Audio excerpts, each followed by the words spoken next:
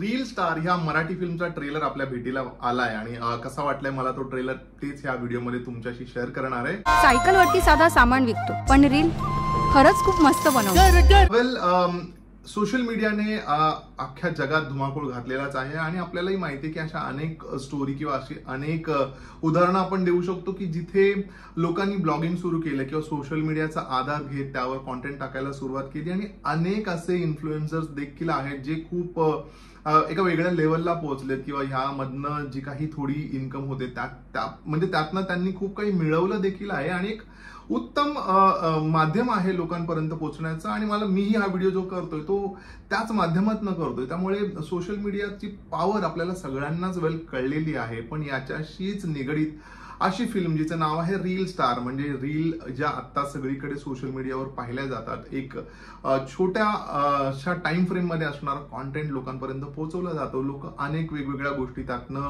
पोहोचवत असतात आणि अशाच एका सामान्य माणसाची कथा असणारी एक फिल्म ज्यामध्ये एक अतिशय सामान्य माणूस आणि त्याच्या आयुष्याबद्दल तो त्या सोशल मीडियाचा आधार घेऊन लोकांपर्यंत पोहोचण्याचा करत असलेला प्रयत्न किंवा स्वतःची जे जीवन आहे ते एका वेगळ्या लेवलवर नेण्याचा प्रयत्न करतोय आणि त्यातनं मग तो कुठे अडकतो आणि मग सगळी पॉवर सेंटर्स एकत्र येतात। मग पॉलिटिक्स म्हणा किंवा अजून काही गोष्टी असतील किंवा त्या गावातनं जिथे तो राहतो तिथले सगळं जे एक इकोसिस्टम असतं किंवा तिथली जी पॉवर सेंटर्स असतात सगळेच उभे राहतात आणि मग फाईट सुरू होते सामान्य माणूस आणि पॉवर असणारी माणसं यांच्यामध्ये। पण सगळीकडेच तो जातीवाला जो मुद्दा आहे तो मला वाटतं आणायला हवा का आणि काय गरज आहे का नक्की तो जातीचा मुद्दा सगळीकडे घुसवून म्हणजे आणण्याचा किंवा त्याबद्दल भाष्य करण्याचा। एक सामान्य माणूस वर्सेस पॉवर अशी ही एक म्हणजे टसल असू शकतं किंवा असाही एक पर्स्पेक्टिव्ह असू शकतो की तो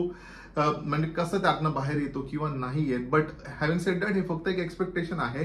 फिल्ममध्ये आपल्याला असंच पाहायला मिळणार आहे ज्यामध्ये जातीयवाद देखील आपल्याला दिसणार आहे, पॉवर असणारी लोक कसं त्याचं भांडवल करतात किंवा काय काय करू शकतात, कुठल्या लेवलला जाऊ शकतात, हे सगळं आपल्याला दिसणार आहे। वेल आपल्याला प्रसाद ओक दिसतात यामध्ये एका वेगळ्या भूमिकेमध्ये, एक जर्नलिस्टच्या भूमिकेमध्ये दिसणार आहे आणि वेल त्यांचं कॅरेक्टर जर्नलिस्टच्या पलीकडे देखील असायला हवं असं मला एकंदर ट्रेलर बघितल्यानंतर वाटलं। बट एक्झॅक्टली काय असणार आहे ते आपल्याला फिल्म बघितल्यानंतर कळेल। But let's see.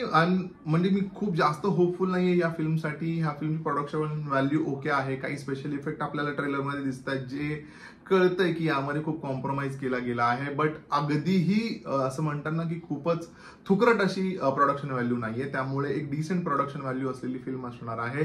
Let's see थिएटरमध्ये फिल्मला कसा रिस्पॉन्स येतोय, मी पाहिल्यानंतर तुमच्यासाठी त्याचा रिव्ह्यू नक्की घेऊन येण्याचा प्रयत्न करीन।